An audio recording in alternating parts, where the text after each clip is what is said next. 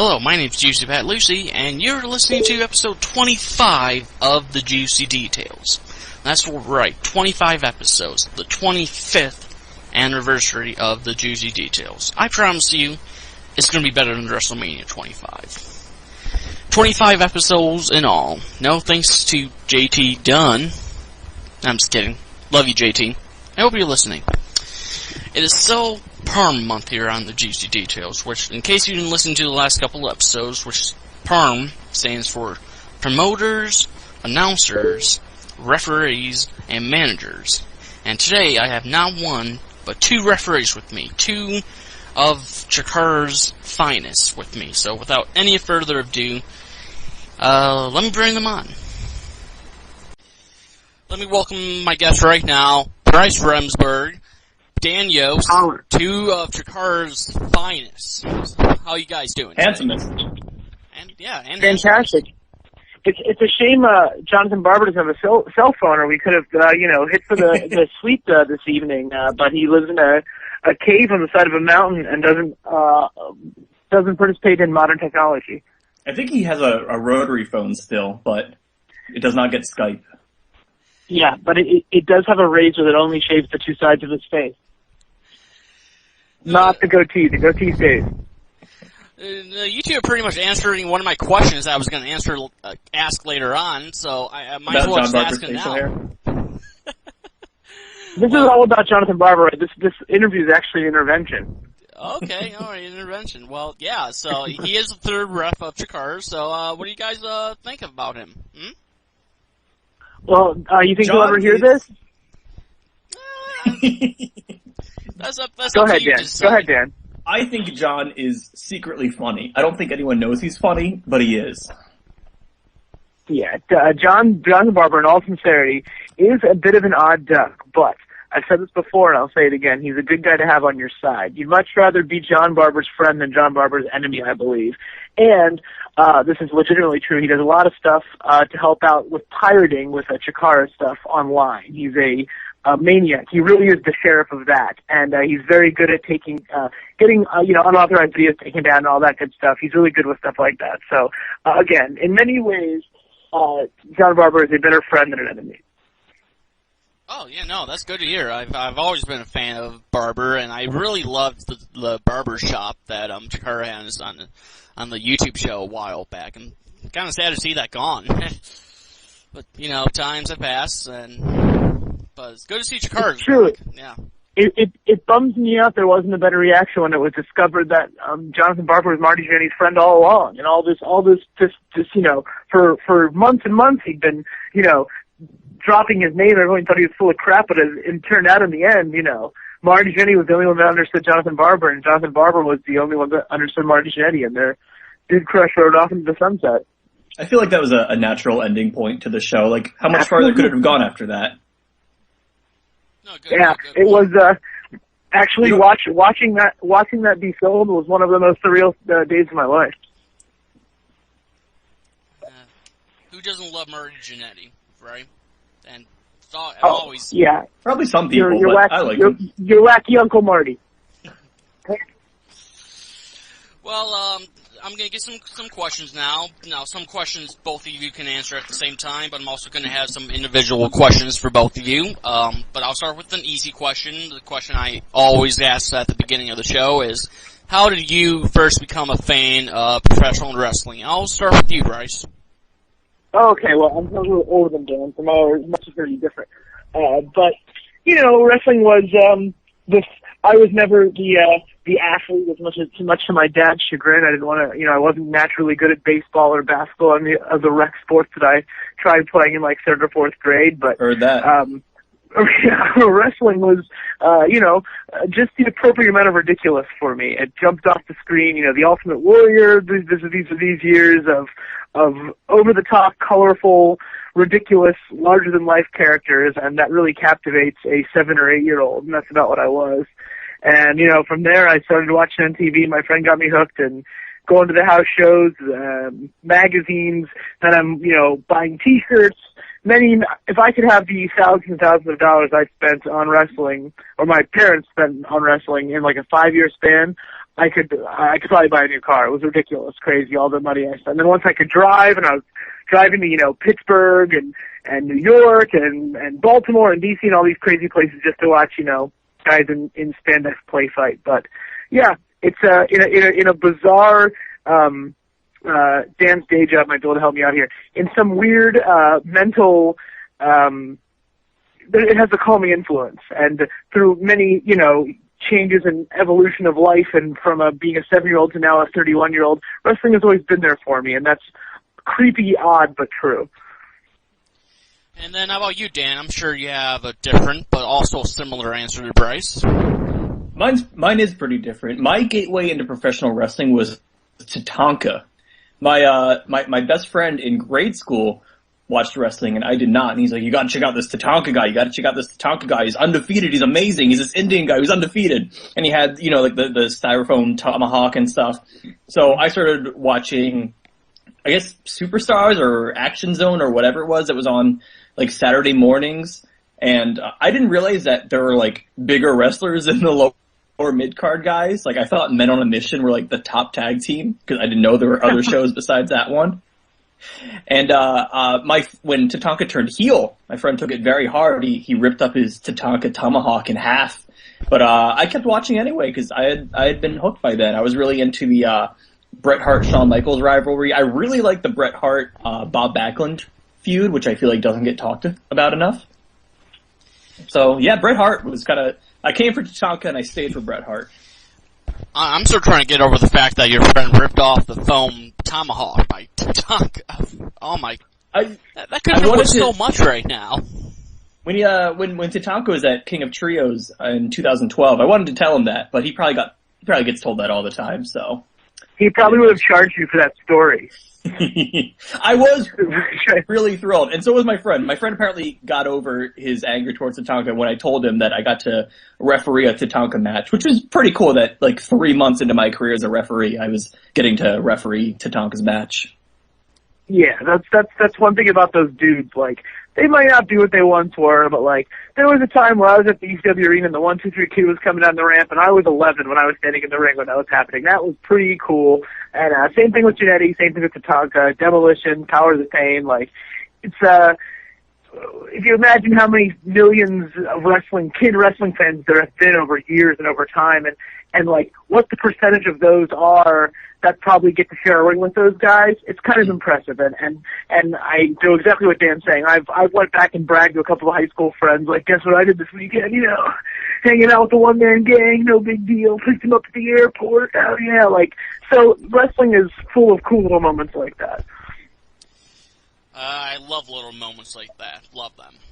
Now, next question is, again for both of you, what made you each decide to become a referee? By that I mean, did either of you have any, did either of you want to become a professional wrestler at first, or did you know from the get-go that wasn't really in your alley, that you wanted to do something different in the wrestling business? I'll start with you, Dan. Oh, I go first this time. Yeah, I got into the professional wrestling business because I had reached a point in my adult life where I had grown very bored. Like, I had always done, like, I always had a plan of, like, what to do next with my life. Like, I did high school, and then I did college, and then I did graduate school, and then I got a job. And then there was just, like, a big ellipses after that. I was just working and hanging out and not really, I didn't have anything to work towards or aspire to. So I thought, hey, I like wrestling. I could probably be a referee. Not a wrestler. I'm very weak, and I might have hollow bones like a bird. So I'm very fragile. But I thought I could probably survive the training enough to be a referee. So I did that, and now I am never bored. I'm too busy, you could say. And then how about you, Bryce? What made you want to become a referee?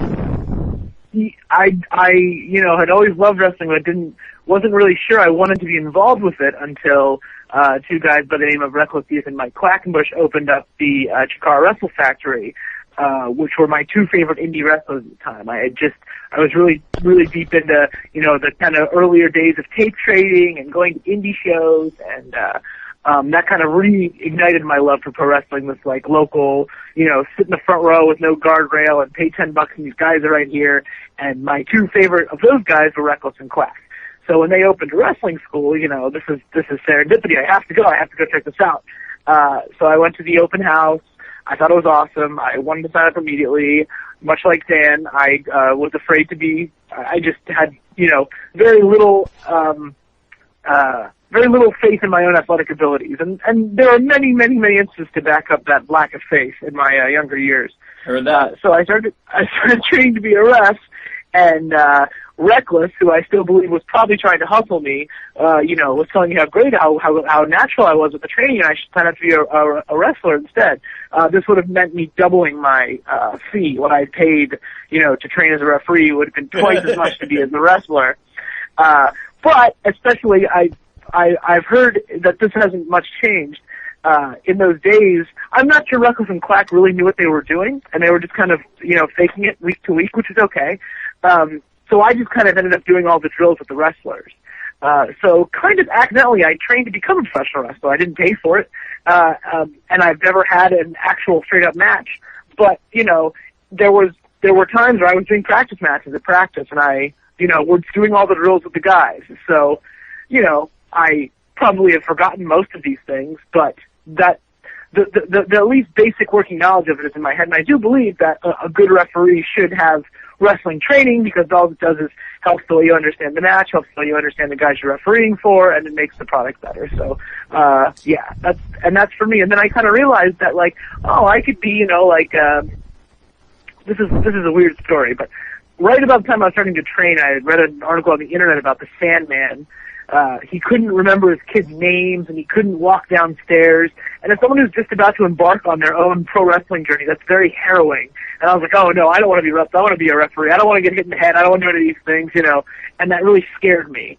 And how sore I am now as a 31-year-old referee makes me probably fortunate I think this will prolong my career, is not being a wrestler. And, getting to watch awesome wrestling and not having to do awesome wrestling and be a little medium-sized fish in a small pond as opposed to being a little tiny minnow in a gigantic lake of, kick pads and leather pants and aspiring pro wrestlers. No, I completely understand where you're coming from, Bryce, but, so you've been a referee for 12 years now, but, throughout that 12 years, did you ever want to have a match? Was there ever a time or ever even a plan that you wanted to get in the ring and have a real one-on-one match with anyone? The only person I've ever actually wanted to fight was Derek Sabato, and I'm not a very fighting person, but if the arrangements had shaken themselves out in those days, in the BEK days, I absolutely would have wrestled Derek Sabato. Somehow, despite never being a wrestler, I've held 2 championships, which are probably the most esteemed ones you've ever heard of: the 24/7 Hardcore Instagram Championship and the ICWA Texarkana Television Championship that I won from Larry Sweeney. An intermission once, I rolled him up during intermission at some show in Wisconsin. So make sure that appears in my obituary in the newspaper. And your Wikipedia. Yes. More importantly. Yes, of course, Wikipedia is the most important thing on that plate, definitely. The golden truth. Now, I'm going to switch the question to Dan here. What was training like for you at the Chicago Wrestle Factory, and how much of an influence, how much help was Bryce to you? The training that I had was very, very similar to the way Bryce was trained, but I was not. Reckless Use did not attempt to fleece me for more money because he wasn't around at that point. But I had to do the same drills as everyone else, and I probably had a little more variety in training than Bryce because I also had a Fiddy in there and Hollow Wicked and Fire Ant and Green Ant and Chuck Taylor all teaching me things. So it was cool that I could learn how to wrestle, but without actually having to go out there and get brain busted or something. I could. Right. If I could get brain busted if I wanted to, but I choose not to. Yeah, that's a good choice. Also, I think in Dan's days too. Sorry. In Dan's world, there was everyone knew what the idea was. It was the Chikara Wrestling Match. When I signed up, when I started training, Chikara hadn't even had an event yet. It was before May 25th, 2002.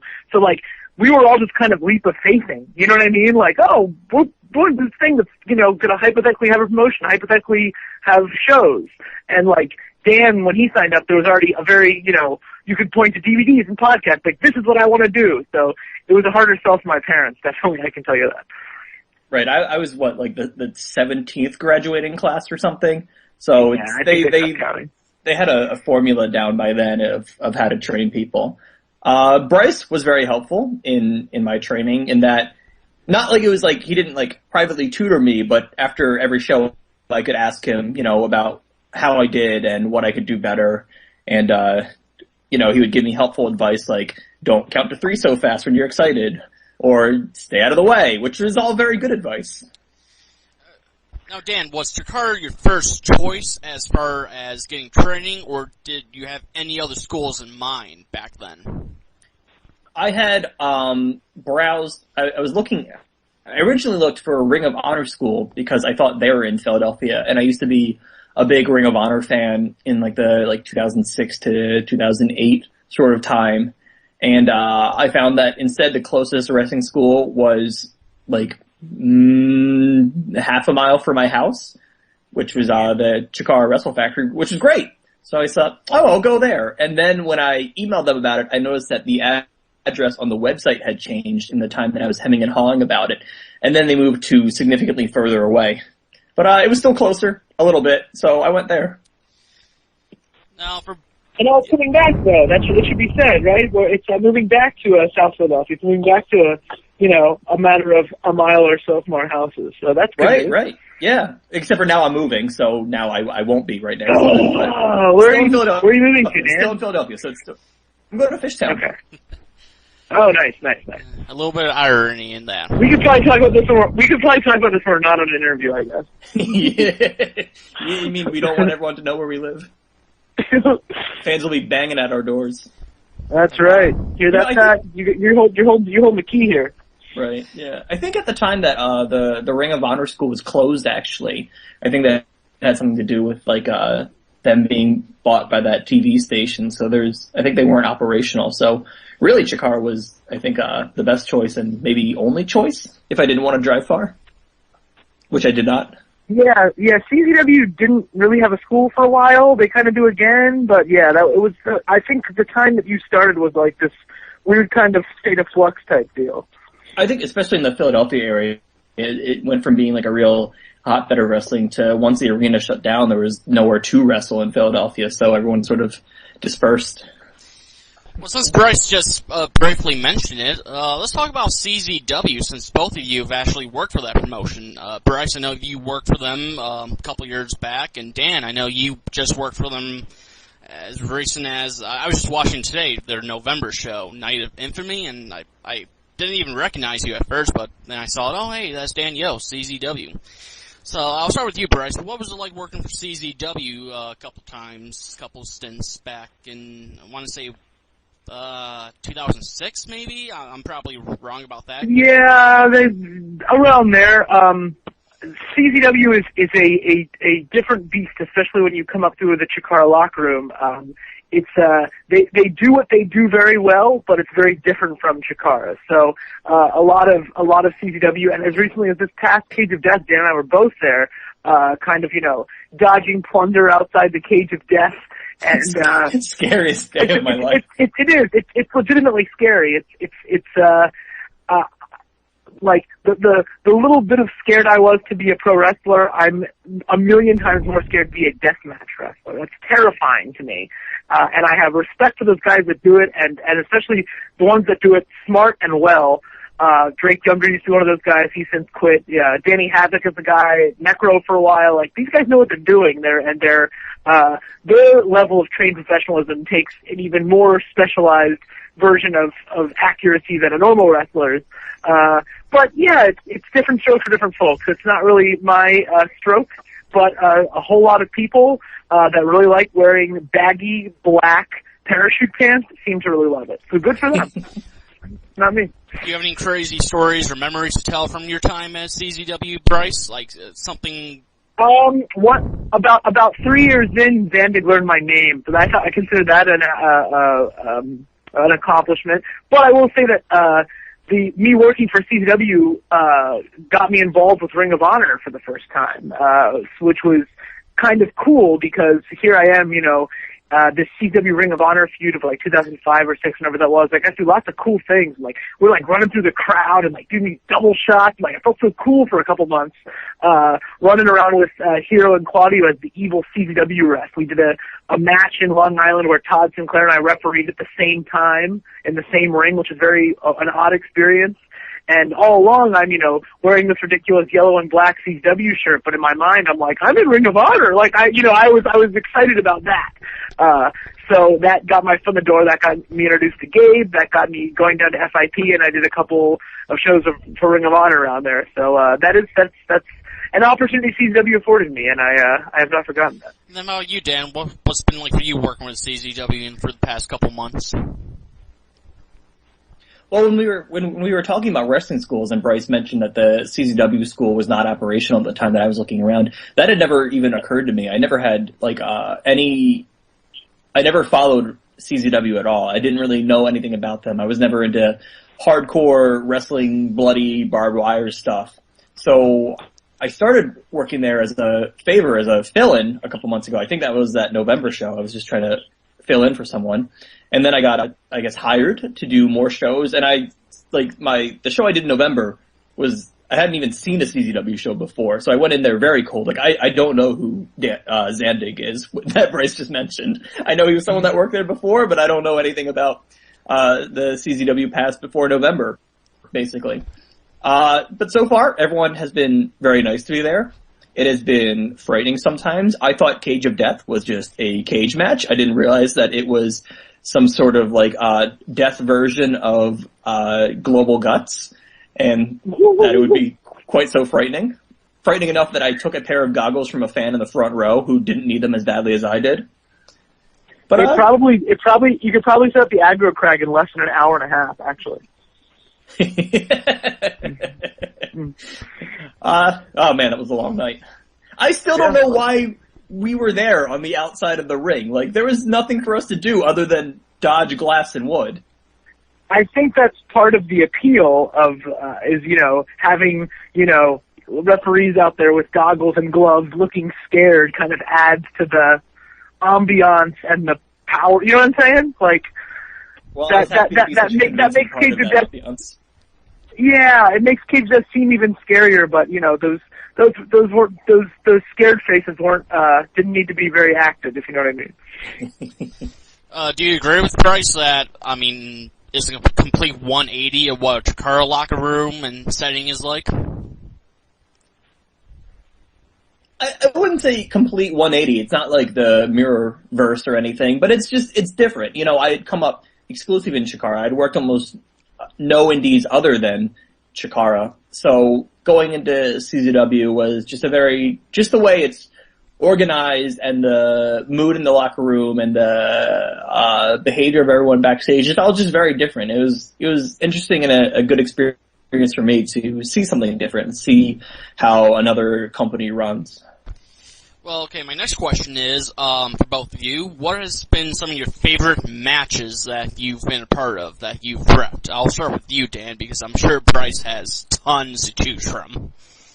Oh, man, this is hard. Like I said, getting to referee Tatanka's match at King of Trios 2012 was a pretty big deal for me, refereeing the guy who I started watching wrestling for. What else have I done? I don't know. Come back to me. Have Bryce do one. All right, I'll go to you, Bryce.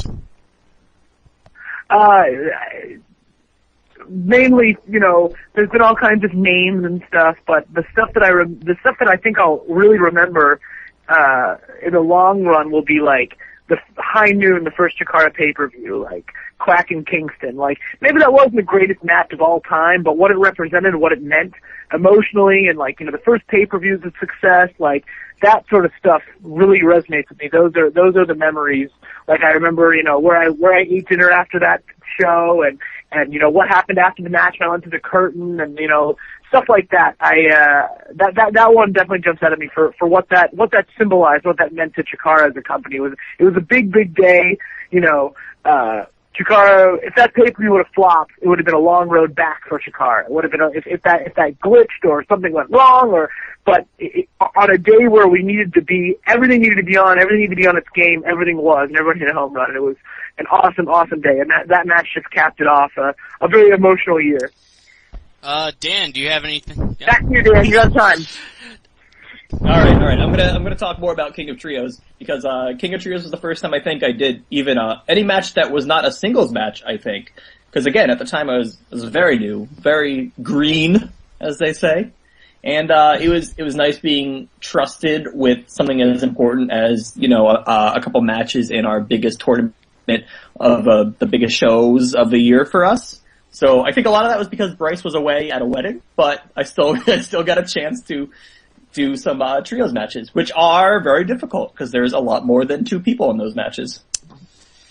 Well, okay, my next question is, I think I'm going to go to Bryce. Bryce, just announced, it was a couple weeks back, I think, next month, you, Chuck Taylor, and one of the Ice Trains are going to go all the way out to Los Angeles for a comedy show, I believe, with UCB, right? So can you talk about that a little bit? This is that.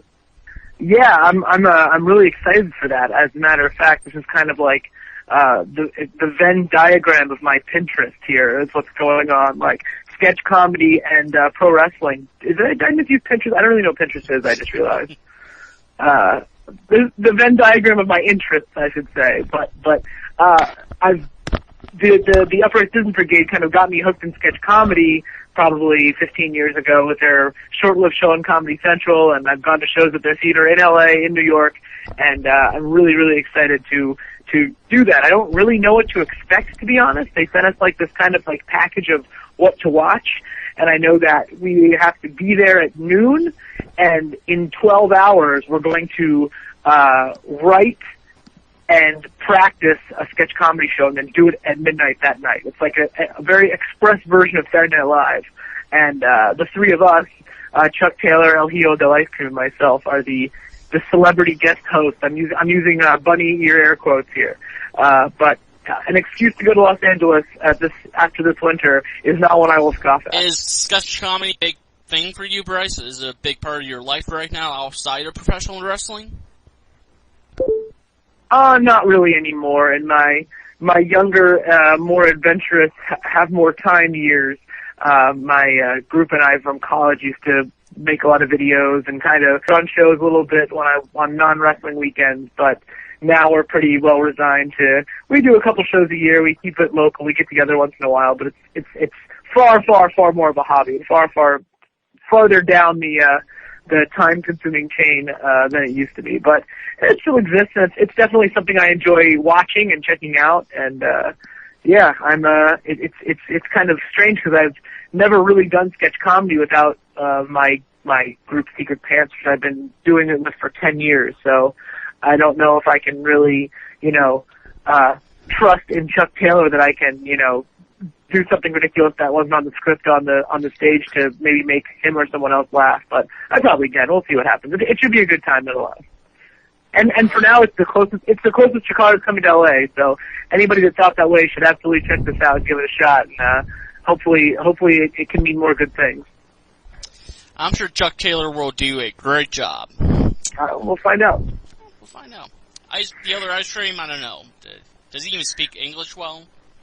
No, which I think is probably part of why he was booked. I'm sure there's comedy to be had in that. I don't know if there's.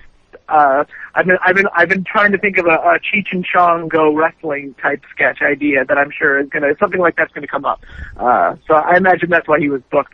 But at least they told us that they picked the 3 of us. I don't know if they were just buttering us up, but I pretended they were being honest, and I was flattered.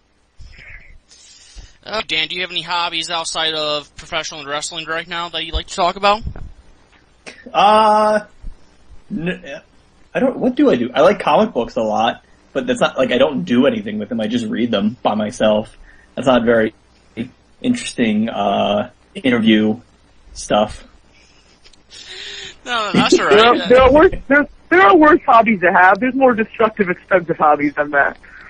You could have said, yeah, I do a lot of coke. I mean, that's not. I wouldn't call that a hobby though. That's more of a a recreational interest. That's true. That's That's a good point. way of putting it. Unless like you you cope can- with your friends. I guess if it's well, then it's just socializing. Then it's not a hobby. That's true. Can you get like good at doing coke? Can you get like better at it? Probably, I imagine. I imagine that if someone does it the first time, they're like, it's like smoking a cigarette, I guess. Like, you ever Right, see you know, someone smoke their first cigarette, it's like kind of clumsy, and then someone that smokes a pack a day can like do it in their sleep. I don't know. I'm being very ignorant and dismissive of the cocaine using hobby You're scene. putting up a I good don't know a front. lot about it. We're on to you. We're on to you. You're putting up a good front. But I was trying to use this interview as a platform for you to tell everyone, but you're playing cute. That's fine. No big deal. I don't know what you're talking about.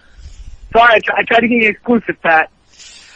Oh, I'll be honest, going into this, I did not expect this interview from going to professional wrestling to cocaine. I would think that's a pretty natural transition. Well, Chikara wrestling, let's say. Chikara Fair enough. wrestling. Fair enough. I work other places. If this was the 80s, I would understand, yeah, completely. But Yeah. where do both of you see Chikara going from here? Because we saw the big announcement in National Pro Wrestling Day, May 25th. That's, I believe, 12-year anniversary of Chikara, and they're back in full force. So, what do you guys think of this? I know, Bryce, since you've been there since day one, I'm sure you have a lot of emotions going into this. Yeah, it was exciting. This fake wrestling promotion went away for a while. Fake, again, this is a term that people use for wrestling. It's fake, it's dumb, and, especially people that don't understand wrestling are very quick to dismiss it. But, man, I didn't realize the void in my life it would create. And I didn't fully appreciate the void in my life that it created until it came back. National Pro Wrestling Day was surprisingly emotional and therapeutic, and I'm being totally honest right now. And it was an exciting feeling because this entire project represented a boatload of risk, obviously, and to feel immediately that people hadn't forgotten about us. A bunch of stuff happened in Easton, and 5 minutes later I looked at my phone, and oh my gosh, the world, blew up. It was crazy. People hadn't forgotten about Chikara. People still want Chikara. People, after all that they'd been through with us and we'd put them through, like, they were still there for us. And that's a very exciting emotion. And I think that we have a lot to live up to on May 25th, but we're up for the challenge. And, it should be noted, I've already sold 800 tickets to our return show on May 25th. We've already discussed adding more events to the weekend because it's the crazy, overwhelming response. Fans have bought tickets from 29 states and 4 countries for our return events without having one talent announced, having one match announced. Like, it could be, us doing interpretive dance for 3 hours, and 800 people have already bought tickets to see it, which is crazy. And I actually buy a ticket to see that, for the record. But we're adding all these events to make the whole weekend a special thing. It's something we announced today called the Chikara Expansion Pack, which is going to be kind of a bit of a fan festy, fan conclave, hangout, interactive type thing before the show. I know we're looking into after parties and pre-parties and just making a whole fan appreciation weekend because clearly you guys haven't forgotten about us, and I know, Pat, you've been there in the trenches with everyone.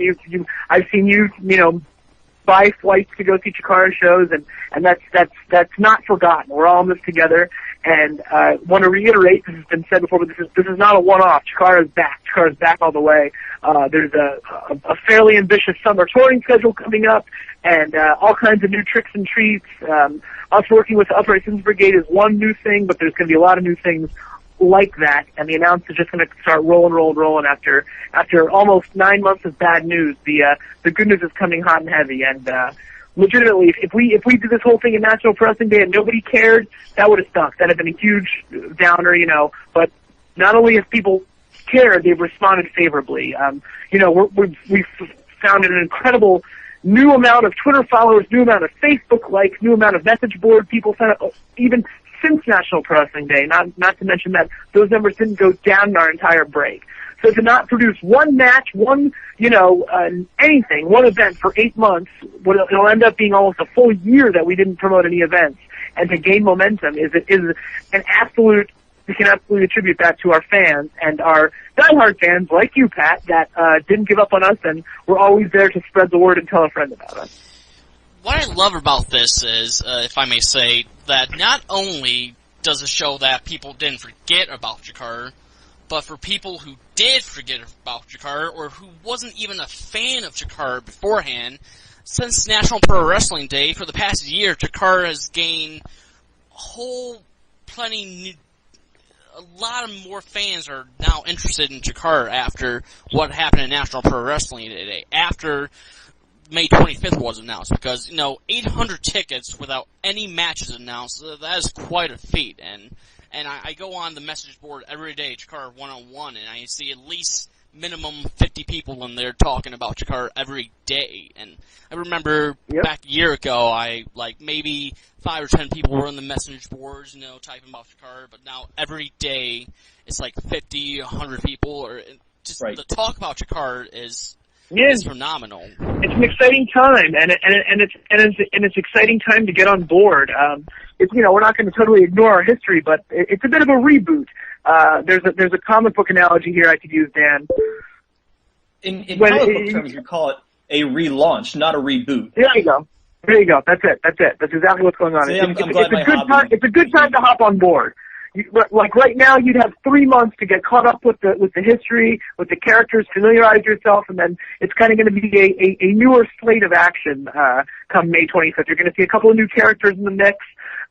It's definitely a good launching pad to get involved with Jakar, and a lot of our marketing and things this year are going to be targeting non-wrestling fans or displaced wrestling fans.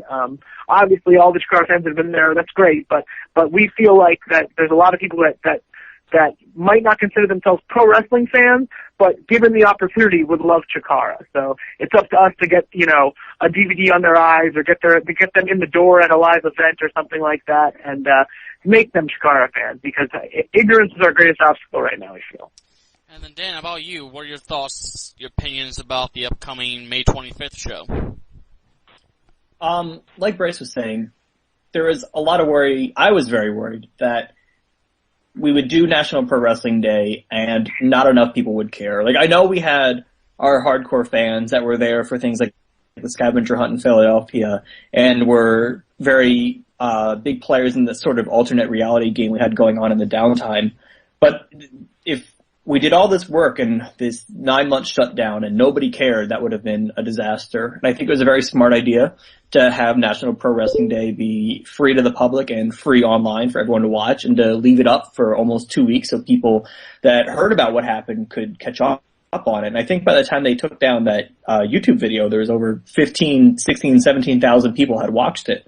I think if we, like you said, a year ago the message board had less activity, significantly less activity than it does now. And I think if we had just been plugging away business as usual for the last 9 months, we'd be having great shows, but we wouldn't have this sort of response to May 25th, 2014. It'd be just another anniversario. And this 9-month shutdown, which was difficult for all of us, I think. There was a lot of Wrestling Is shows to fill the void, but they didn't fill the void of Chikara. They were never as good as a Chikara show. The crowds were never as big. The crowds were never having as much fun. We didn't get to see all of our friends at the same time like we're used to seeing at Chikara shows. But if we hadn't done that, we wouldn't have this giant groundswell of excitement and support for May 25th. So I think we've got big things in store for us. I think things are looking very, very, very good right now. I'm very excited for May 25th. I'm very excited to see all my friends in the same place again. It's been a long time coming.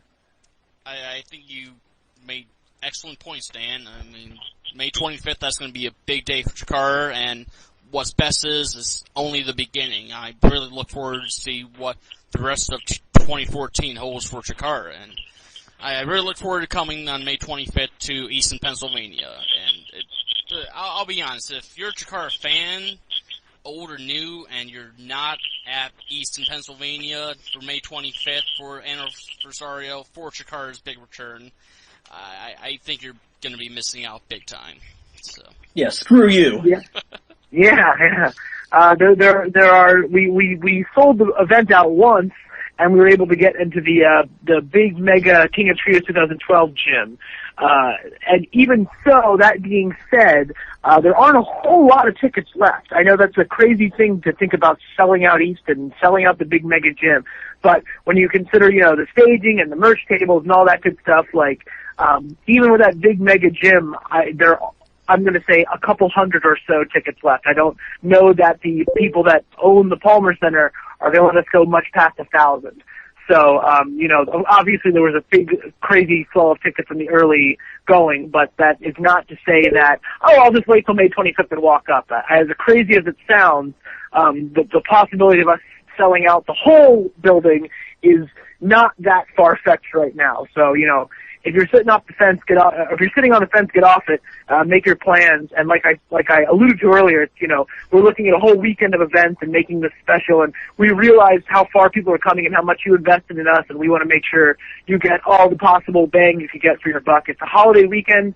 It's Memorial Day weekend. It's a Sunday. Very few people. If you have a good job, you wouldn't have to. Hopefully, you don't have to work the next day. So yeah, it's going to be a party. It's going to be a celebration of Chikara and the relationship with our fans. And yeah, like you said, if you have the means, if you have the way, you have the opportunity, you have the money, make sure you end up in Easton, Pennsylvania on Sunday, May 25th. It's going to be awesome. It is going to be awesome. So, well, to end the podcast, I would like to ask each of you if you have anything else you'd like to say, anything you'd like to plug, for instance. I'll start with you, Dan. I also do a podcast that I'm not sure if everyone's aware of. Me and a wonderful lady from Canada named Wiggy do a show called the Chikaratorium. You can probably guess what that's about. It comes out the first-ish of every month. And you guys should check that out. You can also follow me on Twitter at ThisCharmingDan. How about you, Bryce? I believe you actually have a podcast coming up, if I'm right? Oh yeah, that's true. I'm going to be hosting a podcast called Hey There Chikara, which is going to be coming out in early March, I believe. I'm not on that decision-making council, but I'm sure you'll hear about it when it happens. Chikara will, I'm sure, tell you about it, or I will tell you about it on my Twitter, at Bryce is right. And I also want to plug Shamrock Shakes are back for a limited time only. So everyone make sure you go out there and get on those. I found it out this weekend. Get out there and jump on the Shamrock Shakes while you still can. And then we'll all hit the treadmill and get in good shape for May 25th and beyond. And beyond, absolutely. Well, yeah, the Beyond show on March 23rd that I'm going to be at. That's what I was talking about. Beyond on March 23rd. Well, good gentlemen. Yeah. I was in closing, not just Chikara, support wrestling, support things you like. If there's something that you have the ability to go out there and see, and I'm a big live event visceral experience guy. I love the Cirque du Soleil and the Blue Man Group and the Harlem Globetrotters and roller derby and monster truck and things like that. And I think that Chikara's form of wrestling really falls into that area of art, if I may be so pretentious. So if you have the means, if Chikara's coming to your town, even if it's just watching a DVD, give it a shot. And our motto this year is going to be tell a friend. So, Pat, do us a favor, tell all your friends. I know you've been doing that for years, and let's pack the place on May 25th. I was pushing for the motto to be get out of the house, but that's a good one, too. Yeah, but that's not good for iPay-per-views or DVDs, I guess. True. Very true. Very true. Well, gentlemen, thank you so much for coming on, taking on your day. Bryce, I hope your roof is coming along well. Yes, I haven't heard anything recently. I don't know if that's a good thing or a bad thing. I'll leave my account on the line and she can settle up with you for this interview, Pat. Well, yeah. Thank you, Bryce. Thank you, Dan, for coming on. It was Thanks for having me. A pleasure to hear both of you today talk about Chikara and everything else. So, Dan, I'll be over in 5 minutes. I think that's a good way to end it. For Bryce Remsburg, for Dan Yost, I am Juicy Pat Lucy, and thank you for listening to the Juicy Details.